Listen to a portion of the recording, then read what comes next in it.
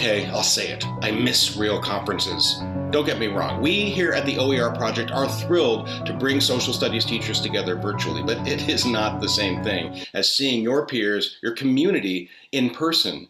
I mean, we're living through what will likely be one of history's most significant moments, and we can't even get together in a hotel conference room to talk about it. That's why I appreciate more than ever the many organizations that have been making that happen for years, like the NCSS, your local state council on social studies, and the World History Association. All of these great organizations rely on conference fees for the good work they do all year. So please, please go to their websites, donate, renew your membership, join for the first time.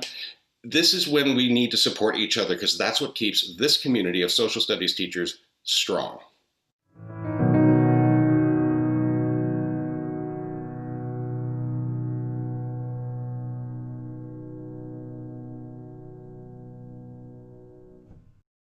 Welcome back, everyone.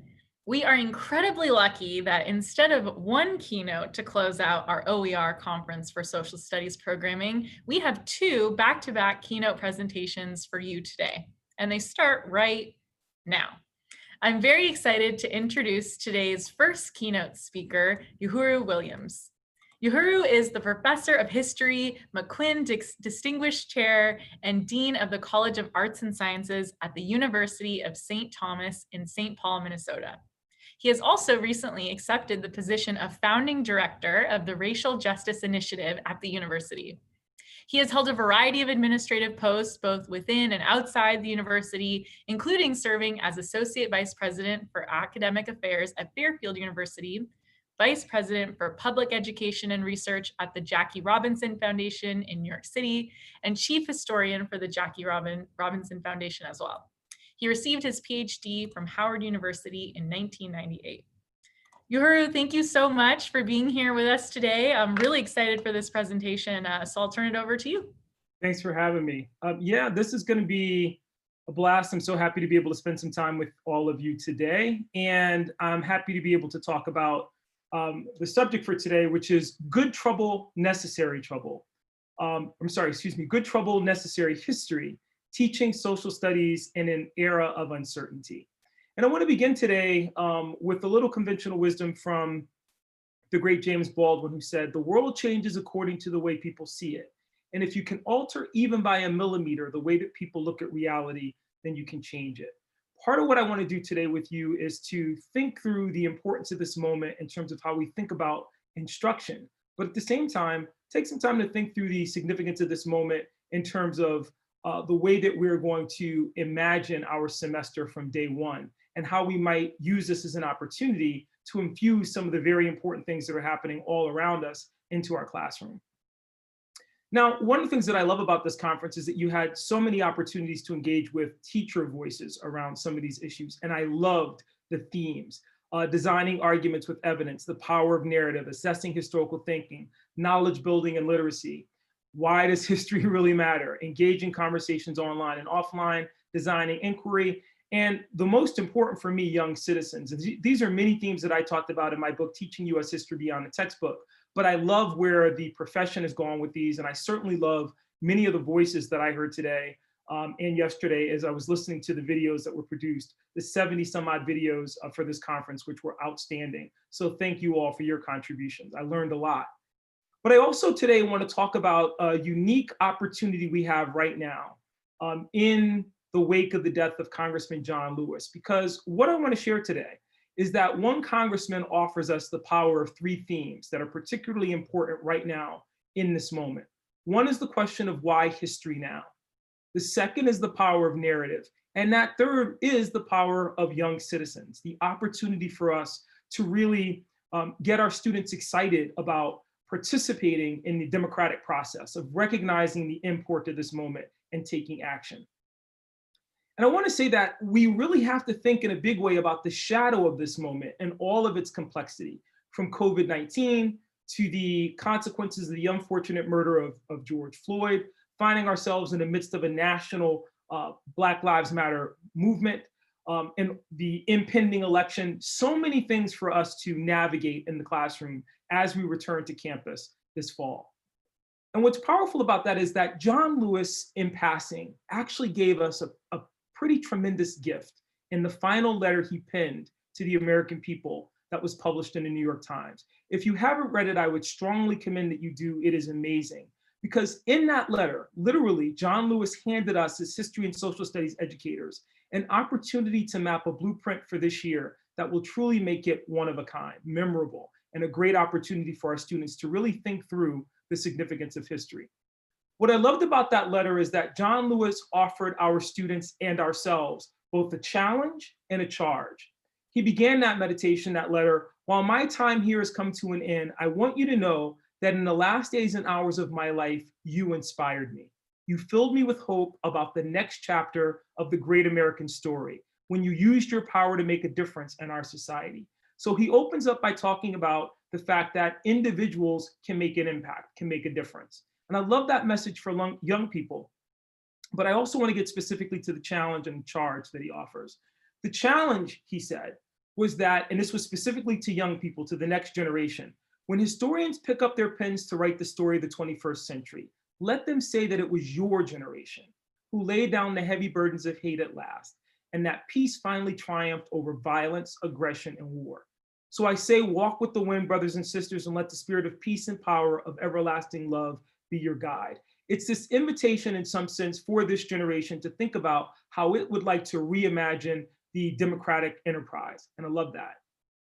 But in addition to that challenge, John Lewis also gave students a charge. And I think this is the gift for history educators, social studies educators for this year and beyond.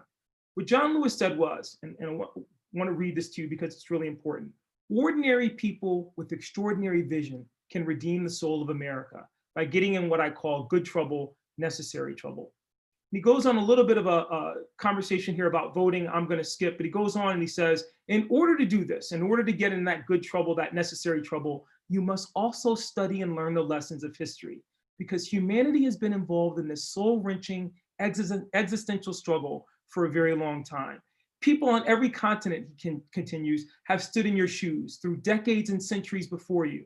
The truth does not change. And that is why the answers worked out long ago can help you find solutions to the challenges of our time. Continue to build union between movements stretching across the globe, because we must put away our willingness to profit from the exploitation of others. What I love about that charge is that John Lewis gives us an opportunity through what I like to call the Lewis Doctrine to reimagine our classroom experience for this year. And within that are 4 pillars that I want to share with you. The first is obvious and it's powerful. Ordinary people make history, both individually and collectively. One of the things that John Lewis was fond of saying, you can read about this in his biography or autobiography, Walking with the Wind, is that although the spotlight was on him in terms of his activities, in terms of civil rights, there were many people who marched with him on the Edmund Pettus Bridge that day in Selma. There were many individuals, both well-known and unknown, who contributed to the movement. Without all of their bodies, without all of their commitment, there would have been no movement.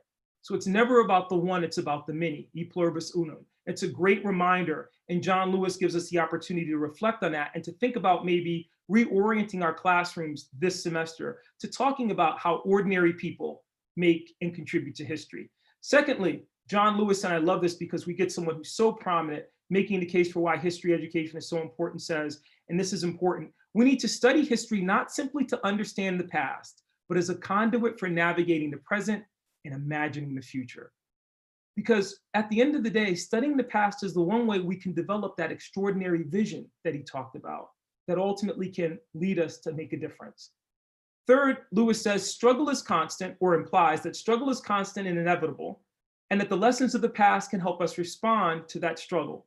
And last but not least, that we must develop a global perspective that begins with our shared humanity and is anchored in our understanding of history.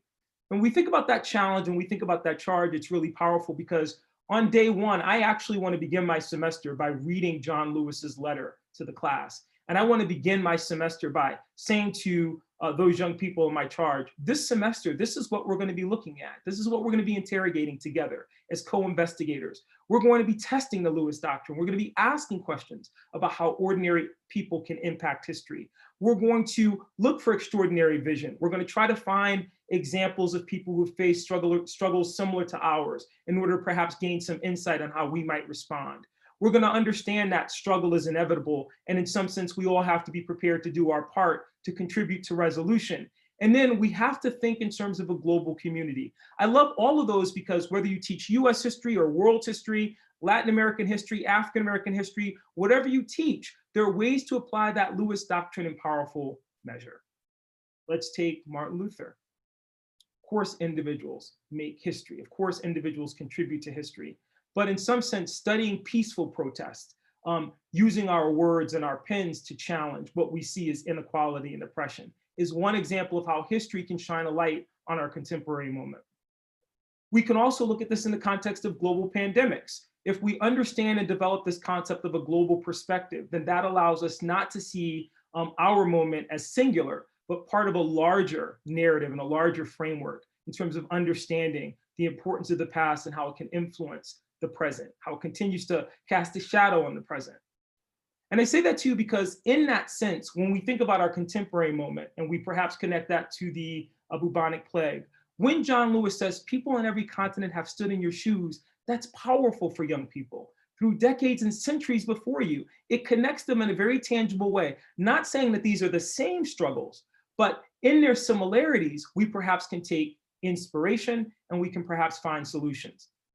I love that because in that sense, when he talks about people on every continent, he's also giving us an opportunity or inviting us to decolonize the curriculum, to think about those voices and those persons, those individuals who typically would not show up, and to bring them into the conversation in a way that can help us inspire young people and help them think outside the box for solutions as well. And again, that's going to be local, it's going to be national, and it's going to be global. When we think about it in that sense, I love applying the Lewis doctrine to the notion of scale and some of the examples from the conference this week.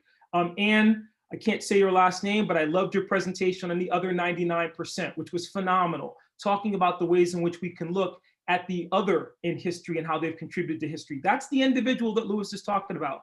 Matt Bell's phenomenal presentation on the curricular role of student-generated questions. Because if we follow the Lewis doctrine, then we are inviting our students to be co-investigators with us and asking hard questions about why is it that we study this history and what is it meant to teach us, and how can we move on from there to make a difference in our own communities. The phenomenal presentation by Hajara, it's not the story of others, it's the story of humanity. Natalie Wexler's powerful presentation, Teaching Social Studies is Teaching Reading. And I love that because we're going to do a lot of reading together, but isn't it great that we would begin the semester by reading John Lewis together? Not a historical text in that sense, but a text written in our contemporary moment to remind us of the power of history. And then last but not least, and again, I'm cherry picking just the ones here that apply to the Lewis doctrine, although there were many phenomenal presentations. Sarah Anderson's Fostering Civic Action Through Local History. All of these in some sense reinforce what I'm going to share with you this afternoon about how this Lewis doctrine can help frame a pretty exciting year for us to come. And in order to do that, I want to talk about the multiple meanings of scale. I want to talk about scale, not just in terms of John Lewis, but all the people that we'll talk about today, in terms of how we experience the past as individuals, how we think about how the past influences our family, our community, our nation, and our world. And in the process, how we invite young people to also step into the role of looking at scale in that degree. But I want to begin with this idea of scale as perspective. And when we talk about it in that sense, we are all in some sense products of our own biography. What we experience conditions the way in which we see the world and how we respond to it. In that sense, when we think about John Lewis, and I put John Lewis's timeline up, it's really powerful to think that he was born in 1940.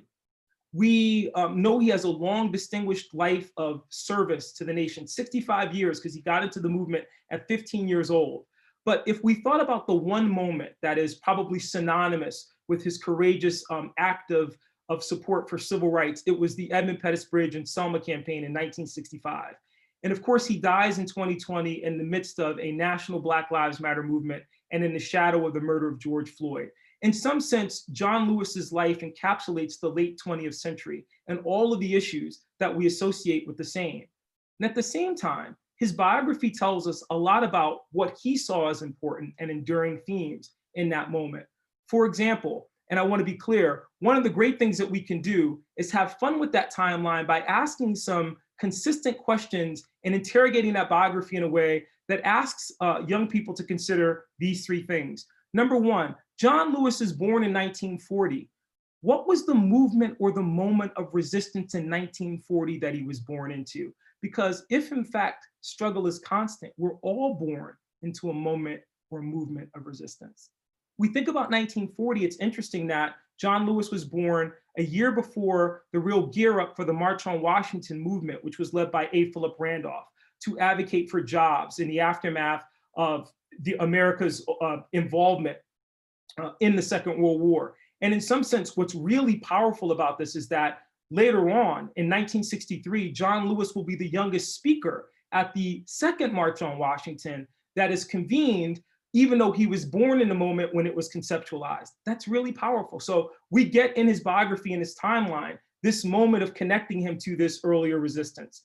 Second question, what was the moment or movement of resistance in 1965? We talked about the Edmund Pettus Bridge. We can ask the same thing about the contemporary moment. What was the movement or moment of resistance in 2020? We can say that, and we can talk about George Floyd, we can talk about Black Lives Matter, but the reality is that his biography captures for us the complexity of these issues. What I love about that is that John Lewis himself talked about scale as perspective in that letter that I shared with you in the very beginning. He says to young people, he says to us, Emmett Till was my George Floyd. Now I love that because he is emphasizing the fact that that moment, what influenced the way that he saw the United States, what he saw as noble acts of defiance, what he saw as driving the need for reform. He continues, Emmett Till was my Rashard Brooks, Sandra Bland and Breonna Taylor. He was 14 when he was killed, and I was only 15 years old at the time. I never ever forgot the moment when it became so clear that he could easily have been me. And I love that. I know you just had a section on teaching hard history, because in that moment, John Lewis echoes what President Barack Obama said in the aftermath of the murder of Trayvon Martin, when he said, Trayvon Martin could have been my son. In this conversation, this dialogue that we're capturing across generations, of which history is a central part, in the way in which individuals experience loss and death and trauma, we have this incredible opportunity to connect the past and the present in a way that empowers students to reimagine the future. I love this because John Lewis continues, in those days, fear constrained us like an imaginary prison, and troubling thoughts of potential brutality committed for no understandable reason were the bars. And now we find ourselves in the midst of a movement to finally get rid of those bars, destroy those bars, break down systemic racism, and that's powerful. I love that because in that sense, it can take us to John Lewis's speech at the March on Washington in 1963, where he's the youngest speaker, but as I mentioned, because he got in the movement at the age of 15, he was already an 8-year veteran at the time that he spoke at the March on Washington. And what did he say on that day, and how does it connect to 2020? He told people on that day, all of us must get in the revolution, get in and stay in the streets of every city, every village, every hamlet of this nation until true freedom comes, until the revolution is complete. In the Delta of Mississippi, in Southwest Georgia, in Alabama, in Harlem, Chicago, Detroit, Philadelphia, all over the nation, which is really powerful today when we think about places that our students are witnessing acts of racial violence, communities like Ferguson, Missouri, which they may not have known about before. But John Lewis is making the case in 1963 that this was a national problem, not a localized problem to the South. And in some sense, we're now recognizing a global issue as well.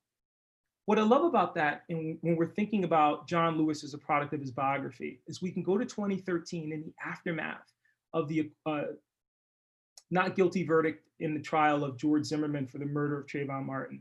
And we can see John Lewis reacting to the Supreme Court's decision in Shelby County versus Holder. Think about Sarah Anderson's phenomenal presentation at the OC on teaching court cases. But here's Congressman John Lewis portraying in some sense why in his letter from this summer, he'll emphasize the need for young people to register to vote. It's why in death, you can see so many people emphasizing, like former President Barack Obama, the need to reactivate the Voting Rights Act of 1965 as a tribute to John Lewis. Because in 2013, in the aftermath of Shelby County versus Holder, John Lewis said, I was disappointed because what I think the court did today is stab the Voting Rights Act of 1965 right in its very heart. It's a major setback. We may not have people being beaten today. Maybe they're not being denied their right to participate, to register to vote. They're not being chased by police dogs or trampled by horses. But in the 11 states of the old Confederacy and in some of the states outside the South, there was a systematic, deliberate attempt to take us back to another period. And these men that voted to strip the Voting Rights Act of its power, they never stood in unmovable lines. They never had to pass a so-called literacy test. It took us almost 100 years to get where we are today. So will it take another 100 years to fix it, to change it? John Lewis has now given me an opportunity in 2013, by way of 2020, to talk about what happened in the aftermath of Reconstruction, to connect this history for young people to the contemporary moment, and to help them see the ways in which these conversations are connected. I love where John Lewis ends here because he says, my message to the members of the Supreme Court is to remember, don't forget our recent history. This was always a theme with him, and I think it's important to emphasize to young people that history is not just the memorization of a collection of facts in order to pass a test. It's about one of the key components of what it means to be an informed citizen in a participatory democracy. What I love about this then, in that sense, is that this maps nicely to the National Council for Social Studies core democratic values for elementary students. Those things that the National Council for Social Studies says that every student should internalize in terms of our democratic practice. The importance of life, the pursuit of happiness, liberty, the first three drawn from the Declaration of Independence. The significance and importance of justice. All people should be treated fairly in getting advantages and disadvantages of our country. No group or person should be favored. Popular sovereignty, the power of government comes from the people.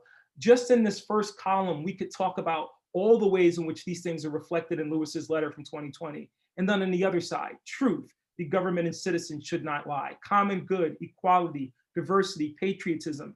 They're really powerful because in this moment, when we talk about core democratic values in practice, it's not just in terms of what people do at the voting booth. It's in terms of how people are treated and what we lose when we don't live up to those core democratic values. I think what's amazing about that in some sense is it invites young people, the ordinary people that we teach, who may someday do extraordinary things, to begin the process of imagining what the future looks like, what those core democratic values can look like as they add their own ingredients and their own emphasis on what they think is important, or what they think is necessary trouble. I don't want you to lose me here. I don't have a lot of time, but when we talk about the multiple meanings of scale and we move from perspective to talking about individual, it's really powerful in that sense that we know that individuals drive history, but we know that individuals don't do so in a vacuum. Whether we're talking about Ruby Bridges or the great dissenter John Marshall Harlan, whether we're talking about Jackie Robinson and Pee Wee Reese, or Holmes and Brandeis and their dissents in the United States Supreme Court, whether we're talking about the maverick John McCain, Richard Nixon, Schwerner, Cheney, and Goodman, John F. Kennedy. It's nonpartisan, but it's about individuals in the way in which they map to family, community, nation, and world that ultimately produce the changes that we associate with these momentous moments in our history. It's powerful because since we are all the products of our own biography, we all in that sense have our own history to tell. In my case, it's interesting to be alive at a moment when I remember in 1988 celebrating the fact that the first African-American quarterback, Doug Williams, won the Super Bowl, and telling people feloniously that Doug Williams was related to me because my last name was Williams. And now in 2020, looking at the fact that I never at that time recognized the insidious nature of the insignia on his helmet. I was too young to appreciate how damaging and detrimental that was, even though my father at that time had huge problems with the Washington Redskins because of that symbol. That's the power of narrative. It's the power of biography. And that's the power we have to help young people understand and navigate this moment. I say that because since we're in this national conversation about tearing down monuments, we can also be in a conversation about building up curriculum, about decolonizing the curriculum. And what exactly would that look like? Well, I want to give you one example by taking a look at something that happened a few years back, and that was the protest around the Muslim ban. What was powerful for me about that moment was it wasn't just an opportunity to talk about what was happening in that moment. It was an opportunity to connect it to this deeper, longer history of anti-immigration, this anti-immigrant strain in American history, which we could do with political cartoons, which we can do with primary sources. I love this political cartoon from 1919 that points to, again, the paradox of the United States being seen as the world's melting pot, but then driving out immigrants and driving out foreigners out of fear. And what I love about that is that if we connect that then to the debate over immigration, and we think about connecting to our communities, and we think about reimagining the way that we celebrate our history, in some sense, it should remind us that history isn't only about those people who are honored in statues. It's also about those people and those biographies, those individuals who've contributed to local history, whose stories we may not know, but who may be very well represented in the communities in which we live. Let me give you an example. One of the people who spoke out against the immigration restrictions in 1921 was a gentleman by the name of Meyer London from New York. Mr. London was a socialist, which is one of the reasons why he got some political pushback in that moment, and yet he was still elected to Congress. And he gives this impassioned speech on the floor in which he makes the case that what Americans are doing in that moment is a betrayal of their core democratic values. I have to read this to you because it's powerful. And in some sense, it will illuminate the Lewis Doctrine and how we can apply it. And at the end, I'll show you how it can help us reimagine our community landscape and our school landscape as well. But London begins, Mr. Chairman and gentlemen, I have no hope of even presenting an outline of this subject. The world is still crazy. I love that because in the echoes of Meyer London, it's almost as if he's talking about today. He continues, the war is not over. After preaching for thousands of years the fatherhood of God and the brotherhood of man, and then engaging for 5 years in the slaughter, is it but natural that we be in an abnormal state? While the killings of men's bodies have stopped, the poisoning of minds has just begun. This bill is a continuation of the war upon humanity. It is an assertion of that exaggerated nationalism, which never appeals to reason, and which has for its main source the self-conceit of accumulated prejudice. He continues, at whom are you striking in this bill? Why, at the very people whom a short while ago you announced you were going to emancipate. We sent 200,000 men abroad to make the world safe for democracy, to liberate these very people. Now you shut the door to them? Yes, so far we've made the world safe for hypocrisy, and the United States, incidentally, unsafe for Democratic Party, temporarily at least. And he concludes, the supporters of the bill claim that the law will keep out radicals. The idea that by restricting immigration you will prevent the influx of radical thoughts is altogether untenable. You cannot confine an idea behind prison bars.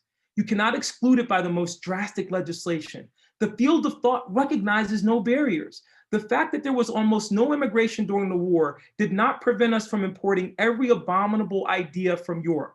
We brought over the idea of deportation of radicals from France, not from the France of Rousseau, Juarez, and Victor Hugo, but from the France of the Bourbons. We imported the idea of censorship of the press and the passport system from Russia of Nicholas II. We've imported the idea of universal military service from Germany, not the Germany of Heen or Boon or Freilath, but of the Germany of the Kaiser. Ideas neither can be shut in nor shut out. There's only one way of contending with an idea, and that is the old and safe American rule of free and untrammeled discussion. Every attempt to use any other method has always proven disastrous. What do I love so much about Meyer London? Well, my partner teaches at Meyer London School in New York City. There are 2 schools named for Meyer London. And what I think is powerful about that is we're talking about tearing down monuments. There are individuals in our midst and opportunities for us to think about inviting young people into the process of thinking about who they'd like to name the spaces that they learn in, that they work in, that they engage in leisurely activities in after. Meyer London, to me, in some sense, connects those issues in a powerful way. And yet I would suspect that most of the young people that go to that school have never read a biography or know anything about Meyer London. And yet here's this powerful primary source that connects him in a very tangible and powerful way to our contemporary moment. I think when you're able to do that, you move away from this model of coverage and being chained by a narrative, chained by a curriculum, to thinking about overage in a way in which students and teachers can become co-investigators. So let's take a look critically at our history, and let's imagine together and think together concretely about how we can tell our story, how we might tell our story differently if we brought in different voices, if we considered diverse perspectives, if we move beyond the standard narrative of presidents and great men and talked about the way in which others have influenced our history.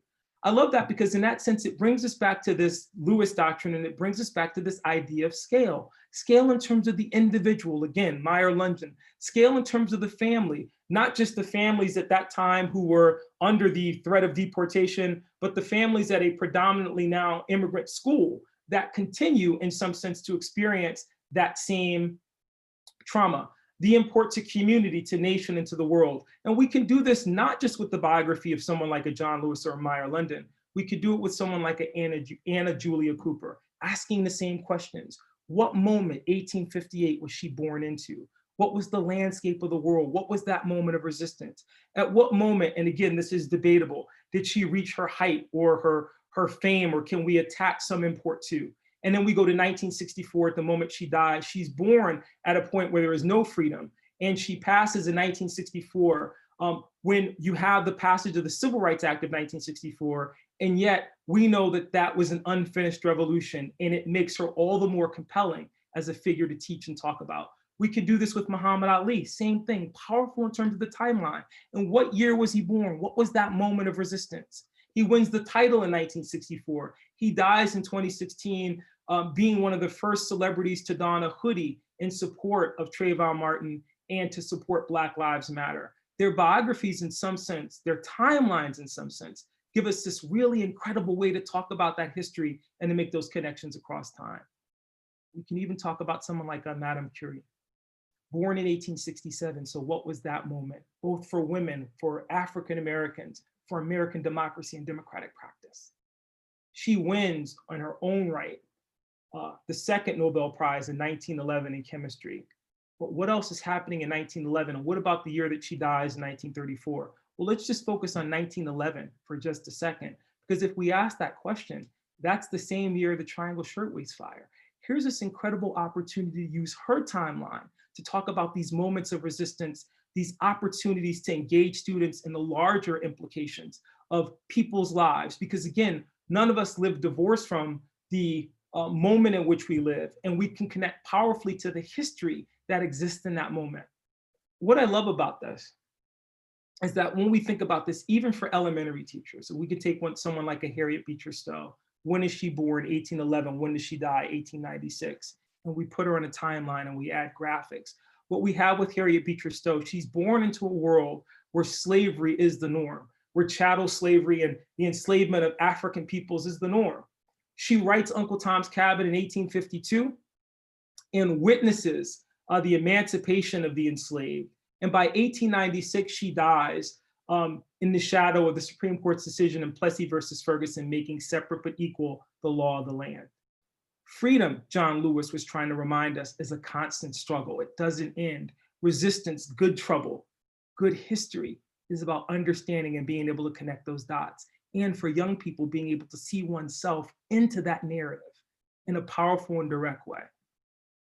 I love this because I had an opportunity to work with New York City educators, and I love their 10 unifying themes because in a lot of ways, what those incredible curriculum writers did in New York was to connect those in a way that allowed them to do exactly what John Lewis was suggesting, to talk about individual development and cultural identity, to talk about continuity and change over time, to connect with global ideas, to look at science and technology. And again, doesn't matter any individual we're looking at or any timeline, it's always going to have that point of entry. I would suggest to you, when I think about this in this way, some of the young people that we'll teach in the fall will have brothers and sisters and siblings who are born in this moment.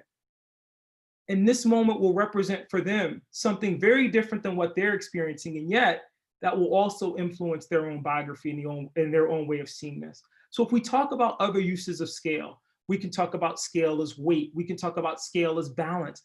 We can talk about scale as layers. And if we do that and we push and look for the layers in that immigration debate, look what opens up to us. Because if we move beyond Meyer London and move just back a couple of decades, it gives us this whole conversation about what the nature of the new immigrants were versus the old immigrants, and the efforts to restrict immigration, from the Chinese Exclusion Act to the Alien Land Acts, to the lynching of 11 Italians in the port of New Orleans in 1891, the single largest lynching of non-African Americans in US history. This was the response to this immigration. At the same time, it gives us a chance to interrogate political cartoons like this one from 1879. I want you to think about the power of the connections here. It shows a Native American gentleman talking to a Chinese immigrant who's reading the Chinese problem and the efforts to restrict and banish Chinese immigrants. And at the bottom, it says, "No nothingness or no nothingism or the past, down with the Irish, down with the Dutch." And in the back, there's a Black gentleman, over his head is written the words, "My day is a-comin'." That's from 1879. This cartoon in and of itself is its own timeline, its own blueprint, its own layer in scale to talk about the individual for each of these groups, to talk about the family, to talk about the community, to talk about the world. In that sense, we come full circle by looking at the words of Chief Joseph from 1879, and we can connect this conversation about immigration directly to citizenship, and we can connect citizenship directly to voting, which brings us back to John Lewis and his emphasis on the right to vote. Chief Joseph in 1879, said, "It makes me sick when I remember all the good words and all the broken promises." Reminds us the echoes of Meyer London and the hypocrisy. Too many misrepresentations have been made. Too many misunderstandings have come up between the white men and the Indians. If the white man wants to live in peace with the Indian, he can live in peace. There need be no trouble, but treat all men alike.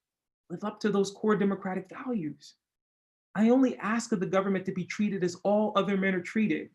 I know that my race must change. We cannot hold on to our own with the white men as we are. We only ask an even chance to live as other men live.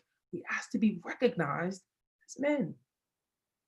We ask that the same law shall work alike on all men. If any Indian breaks the law, punish him by the law. If a white man breaks the law, punish him by the law. Let me be a free man, free to travel, free to stop, free to work, free to trade where I choose, free to choose my own teachers, free to follow the religion of my fathers, free to talk, to think, to act for myself, and I will obey every law or submit to the penalty. In some sense, what Chief Joseph is asking for in 1879 is the same thing Frederick Douglass asked for in 1865 in his speech to the Massachusetts Anti-Slavery Society, and the very same thing that Al Sharpton in 2020 in eulogizing George Floyd accused the American people of doing by putting a knee on the neck of those who seek equality but are denied the same by a government that professes to love equality. Powerful way in that sense to look at citizenship in the intersection, to talk about how citizenship is at the core of Scott versus Sanford, at the core of Korematsu, and at the core of Hamdi versus Rumsfeld 2005. It's an opportunity to think big about not just this moment, but how moments give birth to movements, and movements are made up of moments. So I want to leave you today by thinking about the Declaration of Sentiment from 1905, the Niagara Movement, and the issues that these dynamic leaders of color were raising in 1905 that were plaguing the African American community. And I hope that it will in some sense illuminate what I've been trying to share with you today about the gift that John Lewis gave us in terms of that letter and how we can think about our courses and reimagining our courses for this year. What did they talk about in 1905? Courts. We demand upright judges in courts, juries selected without discrimination on account of color, and the same measure of punishment and the same effort at reformation for Black and for white offenders, echoing with Chief Joseph, echoing with our moment. John Lewis was telling us that freedom and equality is an unfinished journey. And there's tremendous power in young people recognizing that they have an ability to be part of reshaping that. I love this in this sense because they go on to talk about public opinion. We note with alarm the evident retrogression in this, in the land of sound public opinion on the subject of manhood rights, Republican government, and human brotherhood. And we pray God that this nation will not degenerate into a mob of boasters and oppressors. It's so powerful in that sense. Health, we plead for health, for an opportunity to live in decent houses and localities, for a chance to rear our children in physical and moral cleanliness. We, in some sense, are now watching City councils across the country declare racism a public health crisis, and I can't but help as a historian in 2020 look back to 1905 and want my students to understand that in the context of this history, to be prepared to act as John Lewis charged them to be that next great generation by understanding the way that this history can inform their responses to the same. And that brings us back to this question of scale, because scale then is a powerful way through individual perspective, through looking at individuals and their biographies, by connecting that to what happens in the human family as well as their own family, to how that impacts community and the way that we think about our built environment, what we name things after, who we name things after, when we name things after. Helps us think about the nation and our core democratic values. It helps us think about our broader connection to the world. And all of those things in some sense should help re-inform our perspective. And in that sense, I'd say to you, and I think it's pretty inspiring, that John Lewis not only gave us the gift of good history and good trouble, but we can all be John Lewis this semester and going into our classroom and inviting students to understand the importance of history is the key to unlock the ways in which we can really think about a reimagination of our democratic enterprise to the best of our own ability to leave the world in a better place than we found it. Thank you.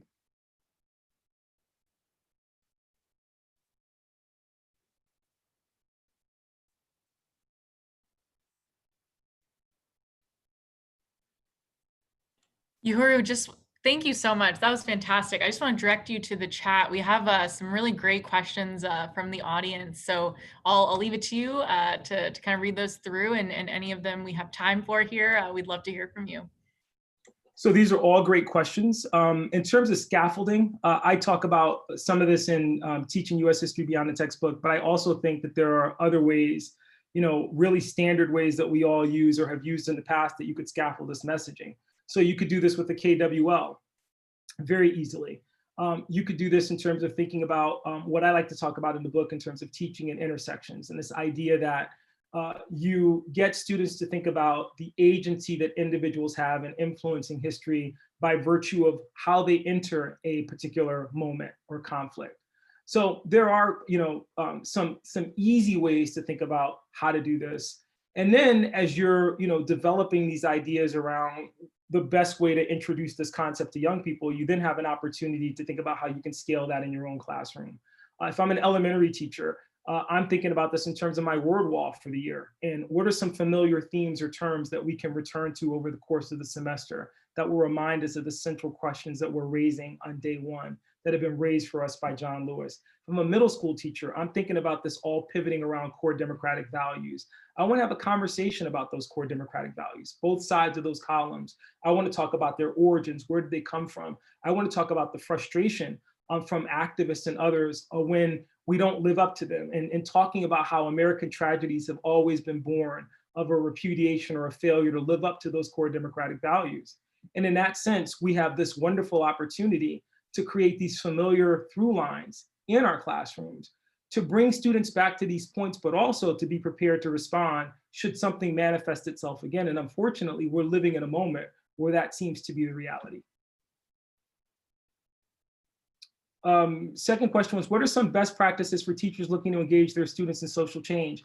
Again, I think John Lewis gave us a great blueprint here. I think I think the first thing is that John Lewis was very practical in talking about one of the attributes of citizenship, which is the right to vote. So if you're teaching high school students, this is appropriate to talk about that as a fundamental attribute of American citizenship.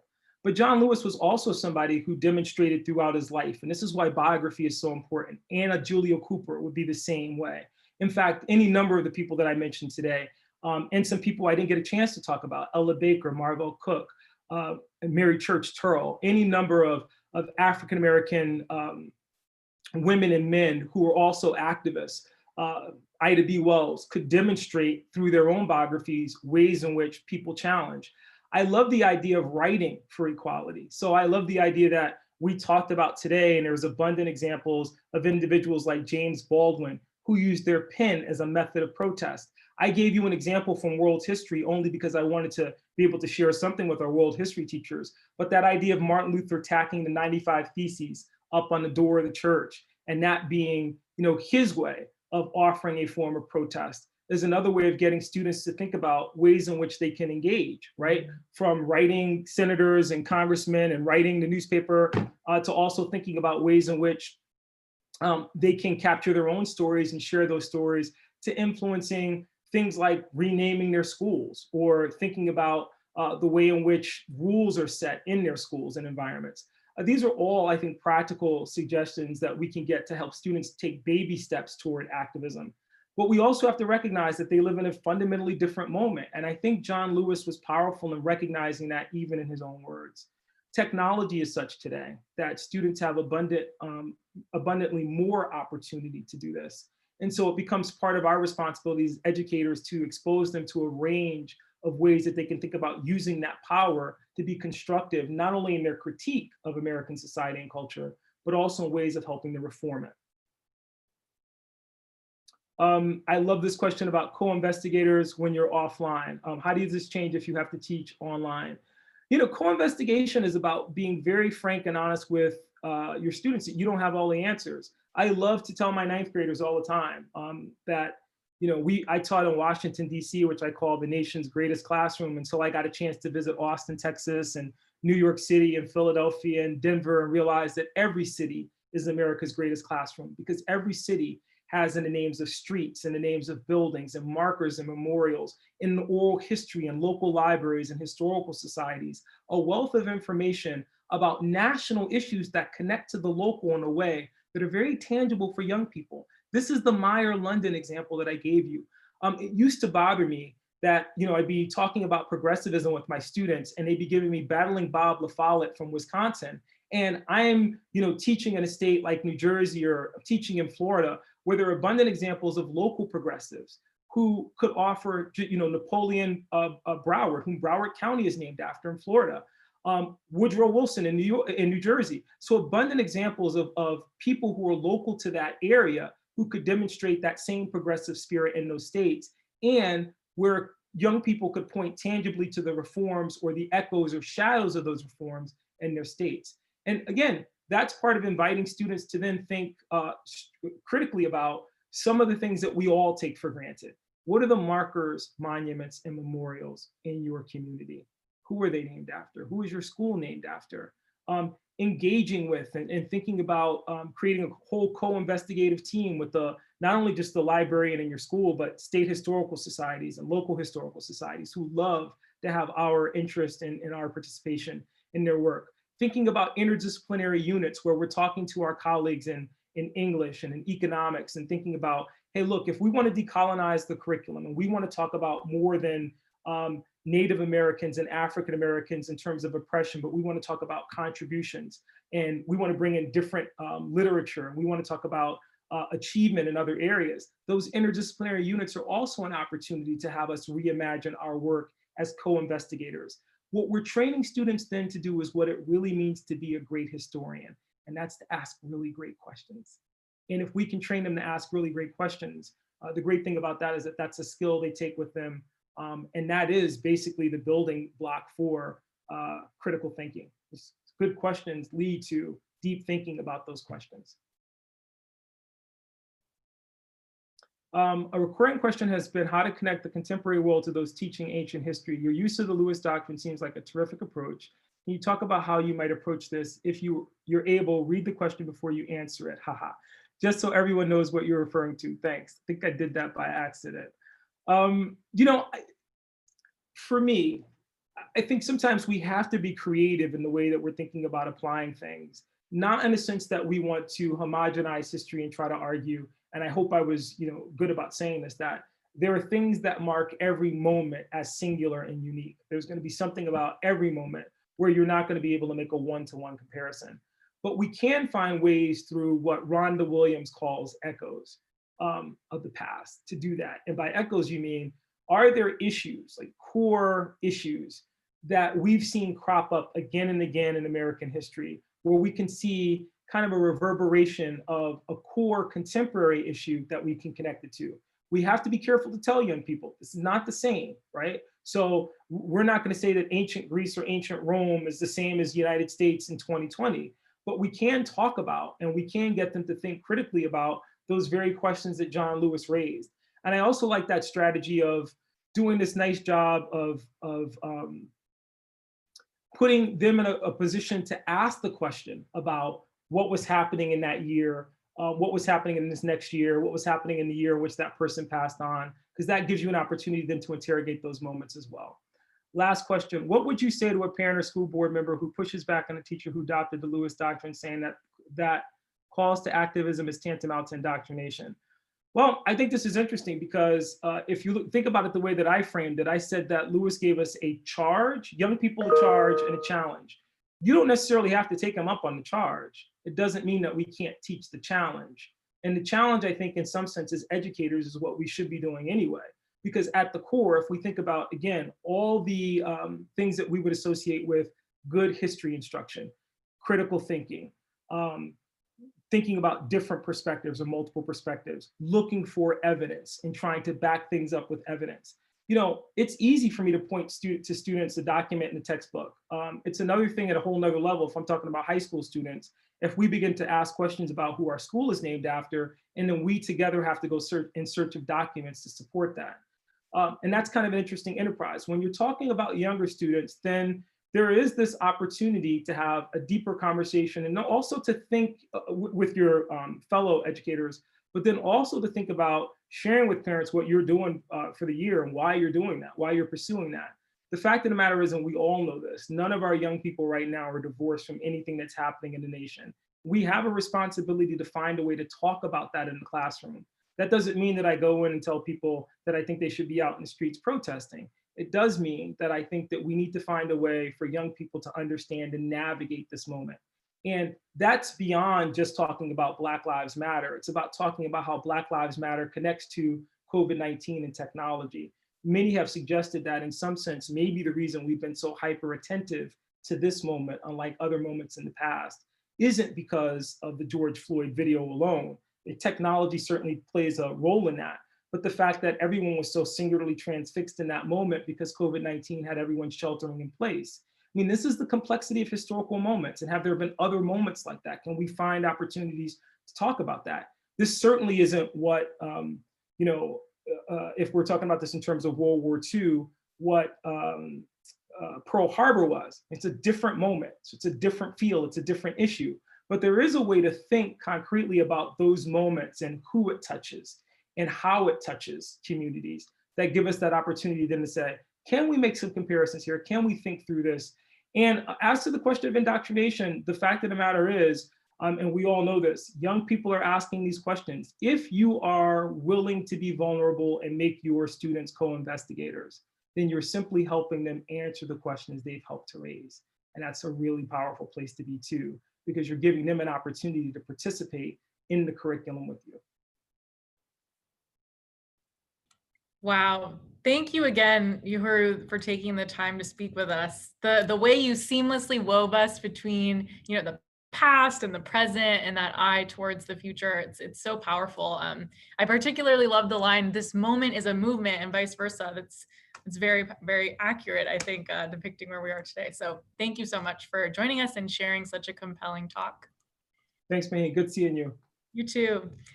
So we have one more keynote scheduled for today, and all good things come to an end. That's the wrap up as well to our conference programming. We hope you'll join us at 3 p.m. Pacific, 6 p.m. Eastern to hear and engage with Jill Lepore, prize-winning professor and author of the international bestseller, These Truths, A History of the United States. See you very soon.